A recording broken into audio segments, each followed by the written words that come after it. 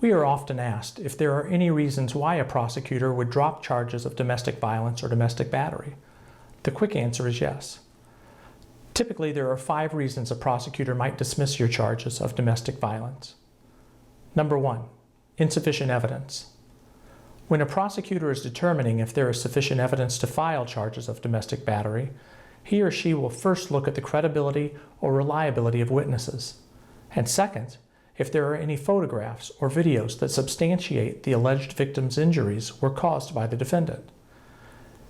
If there are issues with the witness's credibility, or if there were no visible injuries, the prosecutor may decide that the case would be too difficult to prove beyond a reasonable doubt, and not file or dismiss the case altogether.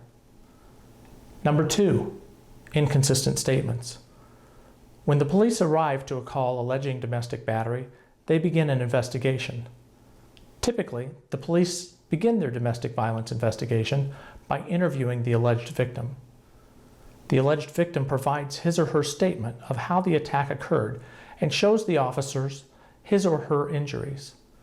The police will also interview the alleged perpetrator to get his or her side of the story as well. If later the alleged victim does not recall the events or provide statements that are different from his or her initial story, your attorney should point out these different stories and call into question the alleged victim's credibility to the prosecutor as a reason to dismiss the case or reduce the charges. Number 3, lack of visible injuries. As stated earlier, the officers conducting a domestic violence investigation typically will take photographs of the alleged victim's injuries. If there are no visible injuries in that location, the prosecutor may think twice about proceeding with a domestic battery case. Without photographic evidence, the state is left with the statements from the alleged victim, witnesses, and the defendant in order to decide if there is enough to proceed with the case. Oftentimes, without a visible injury, the state's case is significantly weakened. Number 4, lack of independent witnesses. If only the defendant and the alleged victim were present, and there are no independent witnesses, the case comes down to the victim's word versus the defendant's word. The lack of an independent witness may help you get your case dismissed or reduced. Number 5, a compelling letter written by your attorney. Skilled trial lawyers use detailed letters outlining why a case should not move forward.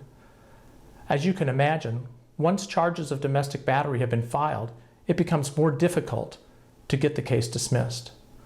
When your attorney gets involved early, he or she can tell your story to the prosecutor, explain your relationship, and highlight any weaknesses.